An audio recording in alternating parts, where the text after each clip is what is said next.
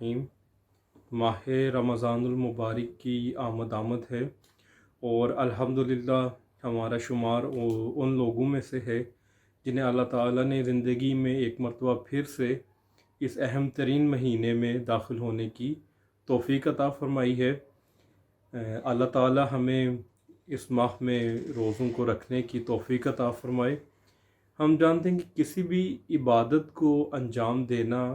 دینے کے لیے ضروری ہے کہ اس کی جو واجبات ہیں ان کو مکمل طور پر ادا کیا جائے، اور جن چیزوں سے منع کیا گیا ہے ان سے اپنے آپ کو روکا جائے، یعنی کہ اس عبادت کو اس کے مکمل جو واجبات اور فرائض ہیں اور جو اس عبادت کا اصل حق ہے اس کے ساتھ اس کو مکمل کیا جائے تاکہ وہ عبادت اللہ کی بارگاہ میں قبول ہو سکے۔ تو روزہ بھی اسی طرح سے ہی ہے۔ اللہ تعالیٰ نے روزے کو فرض کیا ہے اور اس میں کافی ساری چیزیں ایسی ہیں جو اہم ہیں جن سے منع کیا گیا ہے۔ ہم آپ کی خدمت میں صرف ایک چیز بیان کرنا چاہتے ہیں جو بہت زیادہ اہم ہے۔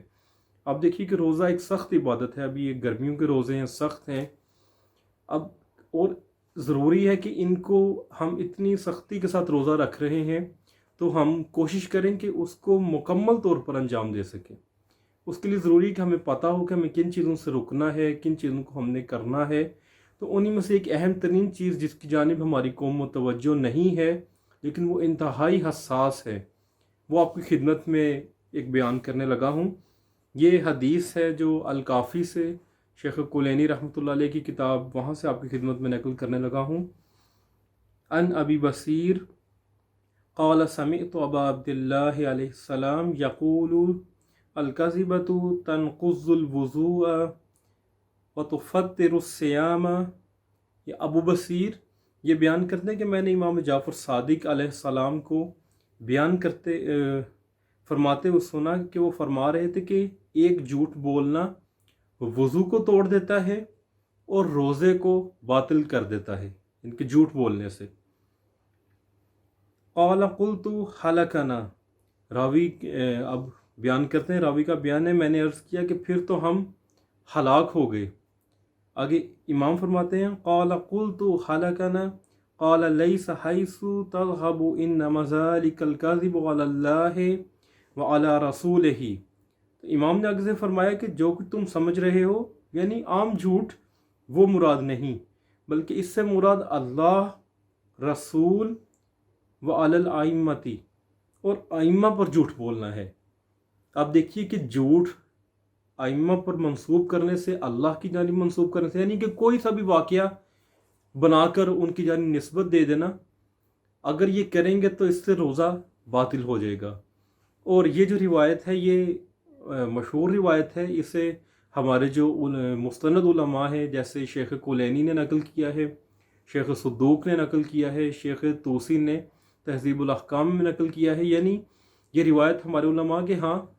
مشہور ہے جسے سب نے نقل کیا ہے۔ اسی وجہ سے جتنے ہمارے رہبران ہیں، جیسے دونوں رہبر حضرت امام خمینی رضوان اللہ علیہ، حضرت امام خامنئی حفظہ اللہ، ان دونوں کا فتویٰ بھی یہی ہے۔ اسی طرح جو مراجع ہیں جیسے حضرت آیت اللہ العظمیٰ آقا سیستانی، حضرت آقا ناصر مکارم شیرازی، ان سب کا فتویٰ ہے کہ جھوٹ منسوب کرنے سے روزہ باطل ہو جائے گا۔ اب دیکھیے ہمارے ہاں واقعات کو فیس بک کے اوپر فارورڈ کیا جاتا ہے، واٹس ایپ کے اوپر دھڑا دھڑ فارورڈ کیا جاتا ہے، کوئی نہیں سوچتا، اور یہ ذہن میں رکھیے کہ جھوٹ منسوب کیا جا رہا ہے۔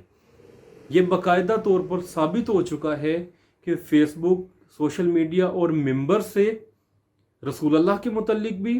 اور اہل بیت کے متعلق بھی ان کے اپنے ہی چاہنے والے جھوٹ منسوب کر رہے ہیں۔ یہ چیز کنفرم ہے، اس میں کوئی شک نہیں ہے۔ یہ ہم آپ کو اس کا ثبوت بھی پھر کبھی انشاءاللہ دے دیں گے، لیکن پہلا ثبوت کیا ہے کہ آپ یہ جو فارورڈ کر رہے ہیں چیزیں، آیا آپ ان کی تصدیق کر رہے ہیں کہ کسی جگہ سے، کہ یہ کسی کتاب، جیسے یہ کتاب میں لکھی ہوئی ہے،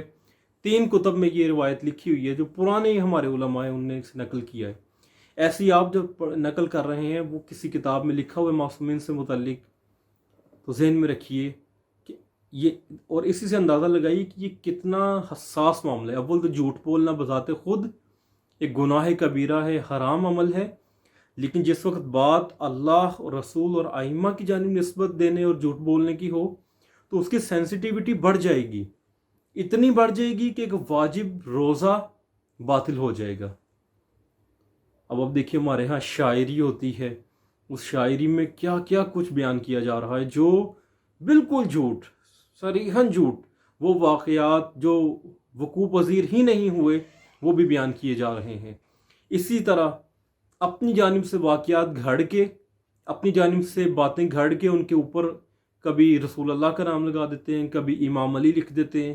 کبھی امام حسن، کبھی امام حسین لکھ دیتے ہیں، اور نیچے اب تو یہاں تک دیکھا گیا ہے کہ اپنی جانب سے ہی کوئی کتاب بنا کر لکھ دیتے ہیں، مثلا ایسی فرضی کتاب بنا کر لکھ دیا ہے، یعنی کہ یہ ظلم کی انتہا ہے، ظلم کی انتہا کہ ان ہستیوں کی جانب ان کے ہی چاہنے والے اس درجے غیر محتاط ہو جائیں اور انہیں اتنی کم اہمیت دیں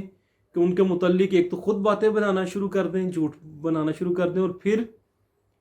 بنا تحقیق کے چیزیں فارورڈ کرتے جائیں۔ اب دیکھیے اس ملک کے اندر کوئی اہم واقعہ ہو جائے تو ہم ہمیشہ اس کو تصدیق کیے بغیر فارورڈ نہیں کرتے، کیونکہ یہ ذمہ داری ہے اور عقل کا تقاضا ہے۔ لیکن ائمہ جنہوں نے دین بتانا ہے، جنہوں نے سکھانا ہے، جن کے ایک ایک عمل سے دین بننا ہے اور دین کی تشریح ہونی ہے، جب ان کی باری آئے تو بنا سوچے، بنا سمجھے، بنا کسی سے تصدیق کروائے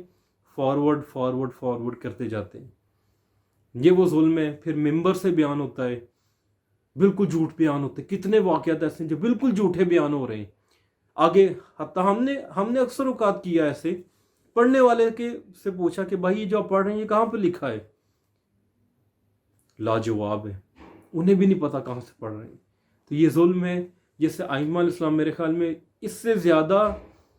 وہ نہیں تھے بتا سکتے کہ یہ کتنا حساس موضوع ہے کہ روزہ ایک واجب عمل، ایک اہم ترین واجب عمل، اس کا باطل ہو جانا، اس سے زیادہ اہمیت اس بات کی نہیں ثابت ہو سکتی کہ ہمیں ائمہ کی جانب، رسول اللہ کی جانب، اللہ کی جانب کسی بات کو نسبت دیتے ہوئے